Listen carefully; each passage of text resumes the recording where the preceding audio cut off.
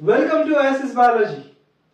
आजच्या नीट biology session मध्ये आपण संपूर्ण कार्बोहायड्रेट्सची स्टडी करणार आहोत।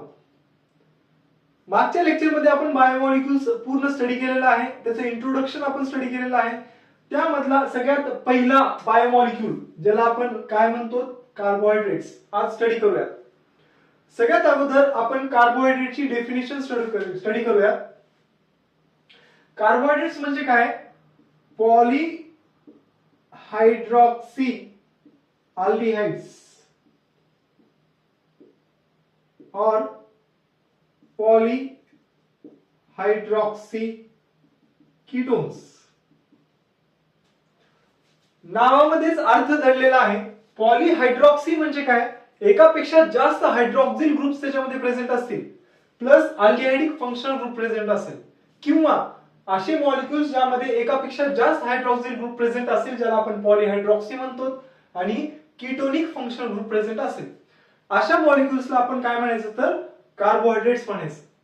किती सोपी व्याख्या आहे बघा, किती छान पद्धतीने त्यांनी डिफाइन केलेलं आहे की कार्बोहायड्रेट्स म्हणजे काय तर असे मॉलिक्युल्स ज्यामध्ये एकापेक्षा जास्त हायड्रॉक्सिल ग्रुप प्रेझेंट असतील प्लस अल्डिहाइडिक किंवा कीटोनिक फंक्शनल ग्रुप प्रेझेंट असेल, अशाला आपण कार्बोहायड्रेट्स म्हणायचं। कार्बोहायड्रेट्स कशाने बनलेले आहेत तर they are called as hydrates of carbon. Hydrates का म्हणायचं? कारण त्यांचा जनरल फॉर्म्युला स्टडी केल्यानंतर आपल्याला इथे वॉटर मॉलिक्यूल दिसतो। जनरल फॉर्म्युला आहे CnH2O टेकन n टाइम्स। चला चेक करूया। मी एक एक्झाम्पल घेतो याचं, ग्लिसरॉल्डिहाइड। ग्लिसरॉल्डिहाइड चं स्ट्रक्चर काढल्यानंतर मला समजतं की glyceraldehyde 3 carbon containing aldehydic functional group असलेला एक कार्बोहायड्रेट आहे। हे त्याचं स्ट्रक्चर आहे। आता या स्ट्रक्चर मध्ये Cn म्हणजे काय तर number of carbon atoms. Glyceraldehyde मध्ये नंबर ऑफ कार्बन ॲटम्स आपल्याला किती दिसायले? 1 2 आणि 3। म्हणजे मी n म्हणजे काय म्हणणार 3। मग इथं n च्या ठिकाणी 3 ठेवून बघूयात। C3H2O taken 3 times. आता या 3 ला या टेबल सोबत मल्टिप्लाय केल्यानंतर आपल्याला मिळेल C3H6O3। हा फॉर्म्युला आपल्याला मिळेल। आता हा फॉर्म्युला ह्याच्यासोबत मॅच होतो का चेक करूया। कार्बन 3 आहेत, 1 2 3 कार्बन मॅच झाले। हायड्रोजन 6 आहेत, 1 2 3 4 5 6 कार्बन हायड्रोजन पण आपल्याला 6 मिळालेले आहेत। ऑक्सिजन 3 असतील का चेक करा, 1 2 3 हे ऑक्सिजन पण 3 आहेत। म्हणजे हा जनरल फॉर्म्युला डिफाइन करतो कार्बोहायड्रेट्सला। जेव्हा आपण एखादा कार्बोहायड्रेट स्टडी करतो त्यामध्ये नंबर ऑफ कार्बन ॲटम्स आपल्याला सापडले तर ओव्हरऑल कार्बोहायड्रेटचा जनरल फॉर्म्युला आपण काढू शकतो। त्यामध्ये किती हायड्रोजन्स आहेत, किती ऑक्सिजन आहेत, यालाच आपण हायड्रेट्स ऑफ कार्बन म्हणतो। त्याचा जनरल फॉर्म्युला आपण स्टडी केला। हे कार्बोहायड्रेट्स कशापासून बनलेले आहेत? Carbon hydrogen oxygen. They are made from carbon hydrogen and oxygen molecules. Hydrogen आणि ऑक्सिजनचा रेशिओ जो आहे तो नेहमी 2:1 येतो, म्हणजे हायड्रोजन इज डबल। आता इथे बघताय आपण ऑक्सिजन किती आहे संख्येला? 3 आहे। Oxygen are 3 in number, then hydrogen must be doubled, hydrogen may be 6। म्हणजे हायड्रोजन हे नेहमी डबल असतात as compared to the oxygen. That's why the ratio of hydrogen and oxygen always comes 2:1। आणि जेव्हा आपण या कार्बोहायड्रेट्सला हायड्रोलाइज करतो, हायड्रोलाइज म्हणजे काय? हायड्रो म्हणजे वॉटर। वॉटरच्या प्रेझेन्स मध्ये त्यांचे बॉन्ड्स ब्रेक होतात, लाईज होतात, त्याला आपण हायड्रोलिसिस म्हणतो। जेव्हा या कार्बोहायड्रेट्सला ब्रेक केलं जातं त्यामधून त्या बॉन्ड्स मध्ये लपलेली एनर्जी बाहेर रिलीज होते, त्याला आपण काय म्हणतो? Carbohydrates. These are energy rich compounds. या कार्बोहायड्रेट्स मुळेच आपल्या बॉडीला एनर्जी प्रोव्हाइड होते।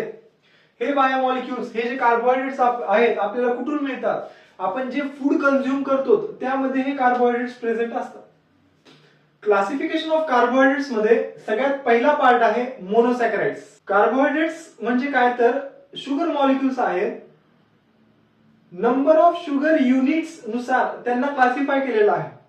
सगळ्यात पहिला ग्रुप आहे त्याला आपण मोनोसॅकराइड्स म्हणतो। मोनोसॅकराइड्स म्हणजे काय? नावातच शब्दामध्येच अर्थ आहे। मोनो म्हणजे सिंगल, सॅकराइड म्हणजे शुगर। असे कार्बोहायड्रेट्स ज्यामध्ये सिंगल शुगर युनिट्स प्रेझेंट आहेत ज्यांना आपण पुढे फर्दर त्यांचं ब्रेकडाऊन करू शकत नाही, फर्दर त्यांचं हायड्रोलिसिस होत नाही, अशा मॉलिक्युल्सला मोनोसॅकराइड्स म्हणायचं. म्हणजे ह्याला डिफाइन करताना आपण सांगू शकतो these are the basic units of carbohydrates which cannot be further hydrolyzed. Imagine करा, मी तुम्हाला एक उदाहरण देतो. एक कार्बोहायड्रेट आहे, खूप साऱ्या शुगर युनिट्सने बनलेला आहे. आता हे सर्कल जे दिसत आहेत ते छोटे छोटे शुगर युनिट्स आहेत. आता या शुगर युनिट मधून मी फक्त एकच शुगर युनिट बाजूला काढला. हा काय झाला? हा त्याचा सिंगल युनिट झाला, हा बेसिक युनिट झाला. अशा छोट्या छोट्या बेसिक युनिट्स पासून ही कॉम्प्लेक्स शुगरची चेन तयार झालेली आहे. मला एक हे उदाहरण पाहताना मला एक आठवतं की आपल्याकडे समजा एक मोत्यांची माळ आहे, एक व्हाईट कलरचे मोती असतात ना आपले, त्या मोत्यांची माळ आहे. ही मोत्यांची माळ बघितल्यानंतर जेवढ्या मोत्यांची माळ आहे ते कॉम्प्लेक्स शुगर आहे, कॉम्प्लेक्स कार्बोहायड्रेट आहे असं आपण इमॅजिन करूयात. आता त्या कॉम्प्लेक्स माळ, ती जी चेन आहे त्या चेनला मी मधून कुठूनही कट करू शकतो, 2 भागामध्ये त्याचं ब्रेकडाऊन करू शकतो, 4 भागांमध्ये त्याचं ब्रेकडाऊन करू शकतो. पण त्याच मोत्यांच्या माळेमधली एक मोती मी जर बाजूला काढली, एकच मोती मी बाजूला साईडला काढलेली आहे, त्या सिंगल मोतीला मी कट करू शकतो का? नाही करू शकत. म्हणजे काय, आपण जे बेसिक युनिट घेतलेलं आहे त्याला फर्दर ब्रेकडाऊन करता येत नाही. त्यामुळे आपण डेफिनेशन अशी लिहिली आहे, these are the basic units of carbohydrates which can not be further hydrolysed. हे असे बेसिक युनिट्स आहेत. याचे एक्झाम्पल आपण घेऊयात. ग्लुकोज, फ्रुक्टोज, गॅलॅक्टोज, हे त्याचे एक्झाम्पल्स झाले. मोनोसॅकराइड्स सतत रिव्हिजन करा. कार्बोहायड्रेट्स म्हणल्यानंतर लगेच डेफिनेशन डोळ्यासमोर आलीच पाहिजे. काय? these are the polyhydroxyaldehydes or polyhydroxy ketones or their derivatives called as carbohydrates. म्हणजे असे मॉलिक्युल्स ज्यांच्यामध्ये एकापेक्षा जास्त हायड्रॉक्सिल ग्रुप प्रेझेंट आहे, त्यामध्ये अल्डिहाइडिक किंवा कीटोन फंक्शनल ग्रुप प्रेझेंट आहे, अशा मॉलिक्युल्सला कार्बोहायड्रेट्स म्हणतो. They are hydrates of carbon. General formula CnHO taken n times, n म्हणजे नंबर ऑफ कार्बन ॲटम्स. ह्या गोष्टी सतत रिवाइज करत राहा, कारण ह्याच्यावरती एक क्वेश्चन 100% आहे. कार्बोहायड्रेट्स हे खूप इम्पॉर्टंट पॉइंट आहे, कारण हाच पुढे जाऊन आपल्याला 12th मध्ये बायो एनर्जेटिक स्टडी करण्यामध्ये खूप हेल्पफुल राहणार आहे. त्यामुळे कार्बोहायड्रेट्सला प्रॉपर समजून घ्या. आता आपण सध्या क्लासिफिकेशन स्टडी करतोय. क्लासिफिकेशन मध्ये पहिला ग्रुप आहे मोनोसॅकराइड्स. मोनोसॅकराइड्स म्हणजे काय?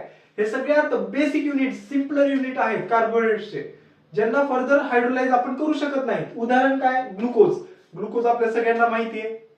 कधी तुम्ही बघा उदाहरणामध्ये एक ग्लुकॉन डी ची बॉटल मिळते किंवा एक पॅकेट मिळतं, त्यामध्ये ग्लुकॉन डी चं पावडर असतं.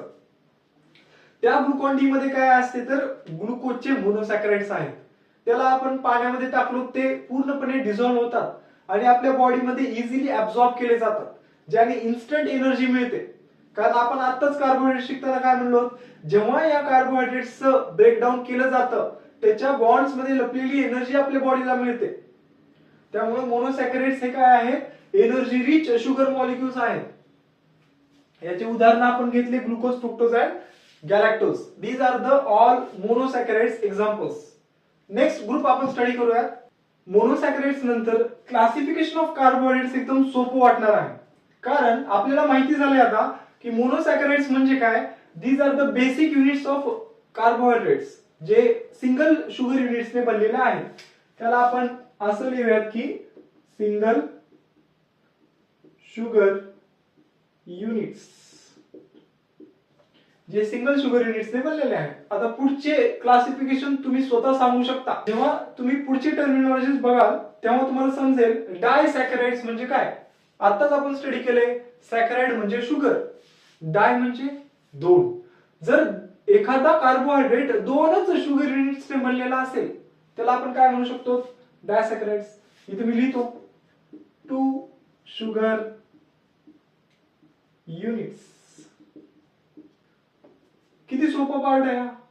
जेव्हा आपण एखाद्या कार्बोहायड्रेटला स्टडी करताना बघतो की ते सिंगल शुगर युनिटने बनलेला आहे त्याला आपण म्हणायचं काय, मोनोसॅकराइड्स. जेव्हा आपल्याला समजेल की एखादा कार्बोहायड्रेट दोन शुगर युनिटने बनलेला आहे त्याला आपण म्हणायचं डायसॅकराइड्स. सांगा बरं पुढे काय असेल.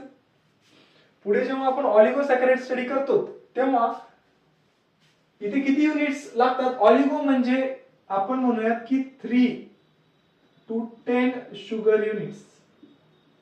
जर एखादा कार्बोहायड्रेट 3 किंवा 3 पेक्षा जास्त 10 पर्यंत 10 शुगर युनिट्स पर्यंत बनलेला असेल अशा कार्बोहायड्रेट्सला आपण ऑलिगोसॅकराइड्स म्हणायचं.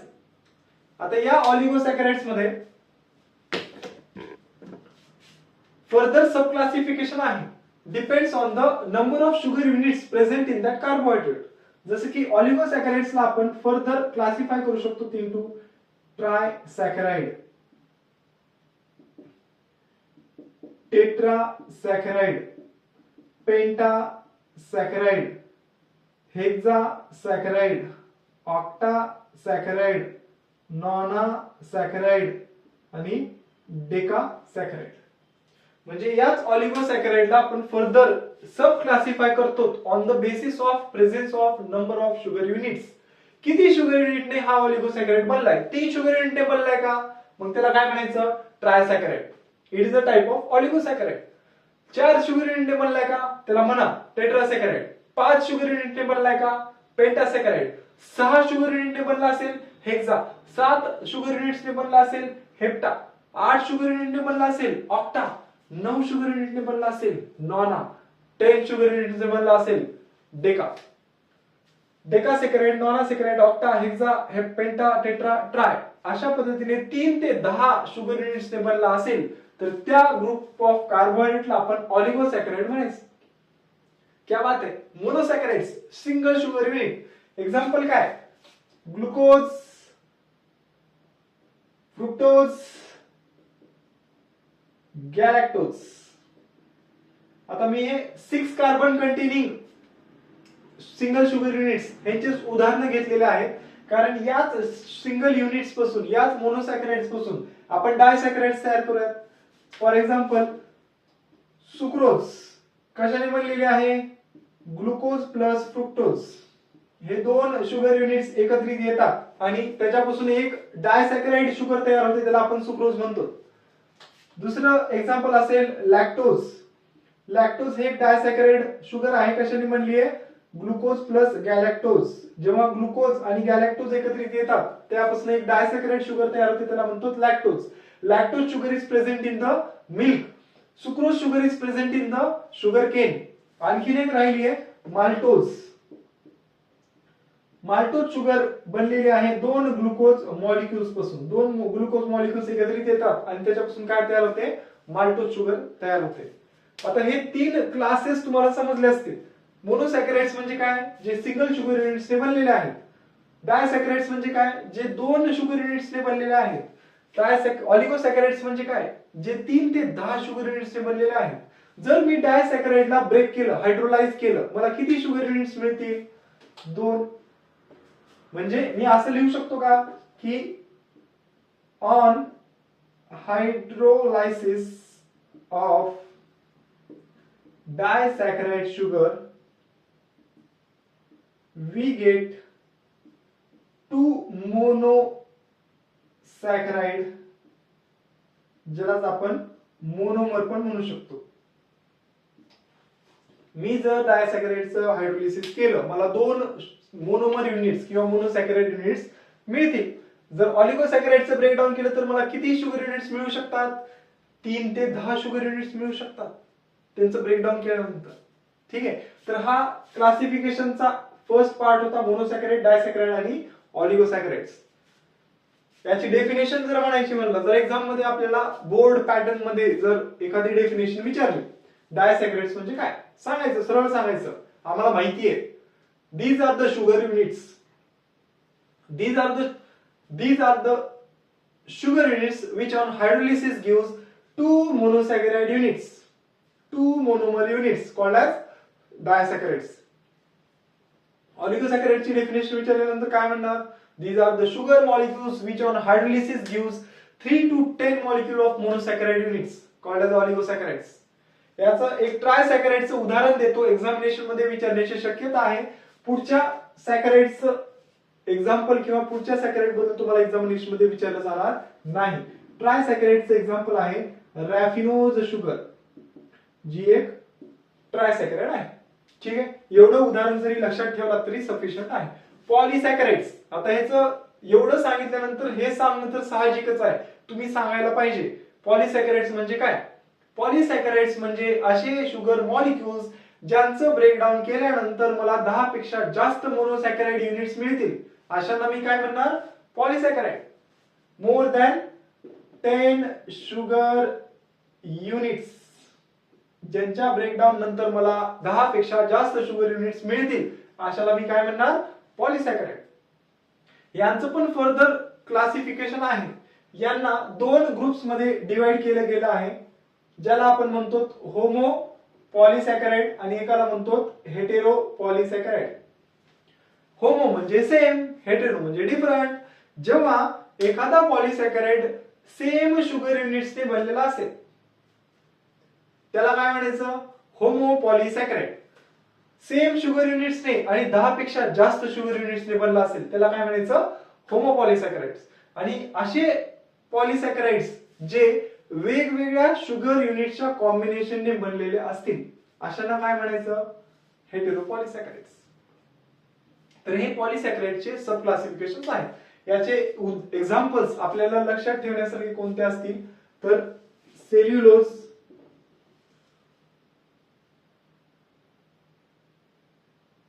ग्लायकोजन, त्यानंतर इथं हेपॅरिन,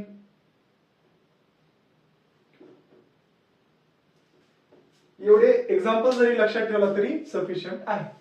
हे झाले पॉलिसॅकराइड क्लासिफिकेशन. लास्ट सब क्लासिफिकेशन आपलं स्टडी करायचं राहिलेलं आहे. हे पूर्ण क्लासिफिकेशन आपण कार्बोहायड्रेट्स बद्दल केलेलं आहे. त्यामध्ये आपण मोनोसॅकराइड्स, डायसॅकराइड्स, ऑलिगोसॅकराइड्स आणि पॉलिसॅकराइड्स स्टडी केले. मोनोसॅकराइड्स म्हणजे सिंगल युनिट, डाय म्हणजे 2, ऑलिगो म्हणजे 3 ते 10, पॉली म्हणजे 10 पेक्षा जास्त, असे कार्बोहायड्रेट्स क्लासिफाय करण्यात आलेले आहेत. Monosaccharides are further classified on the basis of number of carbon atoms. किती कार्बन एखाद्या सिंगल शुगर युनिट मध्ये प्रेझेंट आहेत त्यानुसार या कार्बोहायड्रेट्सला क्लासिफाय करण्यात आलेला आहे. Into triose, tetrose, pentose, hexose. 3 carbon असतील तर ट्रायोज शुगर, 4 कार्बन असतील तर टेट्रोज शुगर, 5 कार्बन असतील तर पेंटोज शुगर आणि 6 कार्बन असतील तर hexose sugar. Monosaccharide single sugar unit मध्ये किती कार्बन प्रेझेंट आहेत त्यानुसार ट्रायोज, टेट्रोज, पेंटोज, हेक्सोज. आपल्याला फक्त हेक्सोज शुगर पर्यंत स्टडी करायचं. ट्रायोज, टेट्रोज, पेंटोज, हेक्सोज म्हणजे एखाद्या मोनोसॅकराइड किती कार्बनचा असू शकतो, कमीत कमी किती कार्बनचा असू शकतो तर 3 कार्बन. का? कारण आणि यामध्ये आपण हेक्सोज शुगर पर्यंत स्टडी करणार आहोत. त्यामध्ये आणखीन एक क्लासिफिकेशन येतं on the basis of aldehydic group और कीटोनिक ग्रुप. जर एखाद्या शुगर मॉलिक्यूल मध्ये मोनोसॅकराइड मध्ये अल्डिहाइड असेल तर त्याला अल्डोज शुगर म्हणायचं, आणि एखाद्या शुगर मॉलिक्यूल मध्ये कीटोज ग्रुप असेल, कीटोन ग्रुप असेल तर त्याला कोणती शुगर म्हणायचं? कीटोज शुगर म्हणायचं. म्हणजे sugar molecules are classified on the basis of number of carbon atoms and also on the basis of aldehydic or ketonic group into aldose and ketose sugar. जर 3 कार्बनची sugar असेल तर अल्डोज मध्ये त्याचं एक्झाम्पल येतं glyceraldehyde.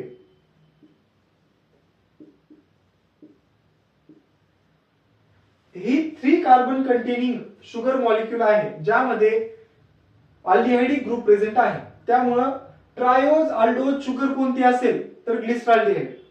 आता triose ketose sugar कोणती आहे? डायहायड्रॉक्सी acetone.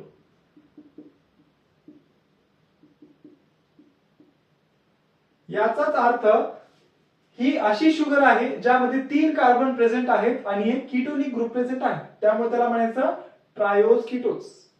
तशीच टेट्रोज आल्डोज शुगर कोणती आहे? 4 कार्बन कंटेनिंग शुगर आणि ज्याच्यामध्ये अल्डिहाइडिक ग्रुप प्रेझेंट आहे. त्याचं उदाहरण असेल इरिथ्रोज. आणि tetrose ketose erythrulose. Pentose aldose sugar कोणती आहे? रायबोज, जी आरएनए मधली पेंटोज शुगर आहे. 5 कार्बनची sugar ribose sugar which is present in the RNA molecule. आणि तीच पेंटोज कीटोज शुगर कोणती आहे? Ribulose, hexose. तर आताच आपण स्टडी केलेला आहे. ग्लुकोज, गॅलॅक्टोज हे आल्डोज शुगर आहेत आणि फ्रुक्टोज ही कीटोज शुगर आहे. या चार्ट व्यतिरिक्त कोणतेही एक्झाम्पल्स एक्झामिनेशन मध्ये विचारले जाणार नाही.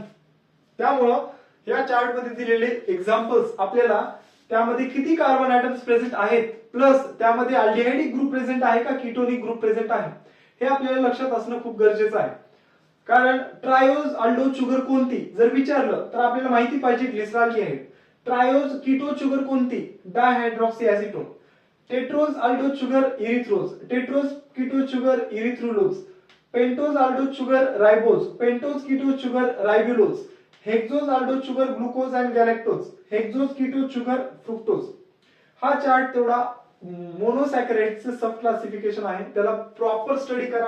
जे क्लासिफिकेशन आहे पूर्ण क्लासिफिकेशन एका A4 साइजच्या पेपरवरती लिहून काढा, छान त्याला डेकोरेट करा, प्लस आपल्या भिंतीवरती कुठेतरी चिटकून ठेवा, ज्याने रोज त्याचं रिव्हिजन आपल्याला करता येईल. मोनोसॅकराइड्स, डायसॅकराइड्स, ट्रायसॅकराइड्स, टेट्रासॅकराइड्स, पेंटासॅकराइड्स, हेक्सासॅकराइड्स हे सगळे क्लासिफिकेशन आपल्याला रोज वाचायचे. त्याचे एक्झाम्पल्स रोज वाचा. मोनोसॅकराइडचा हा चार्ट एका पेजवरती काढून ठेवा. याला रोज याची रिव्हिजन करा, जेणेकरून आपला एक क्वेश्चन जो या टॉपिक वरती सुटणार आहे तो क्वेश्चन आपला इझिली सुटेल. जर तुम्ही या उदाहरणांना जर तुम्ही या एक्झाम्पल्सला इग्नोर केला तर तुमचा 1 मार्क कुठेतरी कट झालेला असेल. 4 मार्क तर आपल्या एका क्वेश्चनचे जाणारच आहेत, प्लस आपला जो बरोबर आलेला क्वेश्चन असेल त्याचे पण 1 मार्क तुम्ही गमवून बसाल. त्यामुळे या टॉपिकला हा टॉपिक खूप इझी आहे मेमराइज करण्यासाठी. आपल्याला टर्मिनॉलॉजी जर फॅमिलियर झाल्या तर आपण इझिली यावरचे क्वेश्चन्स टॅकल करू शकतो. तर या पुढचा पार्ट आपण नेक्स्ट लेक्चर मध्ये बघूया. थँक्यू.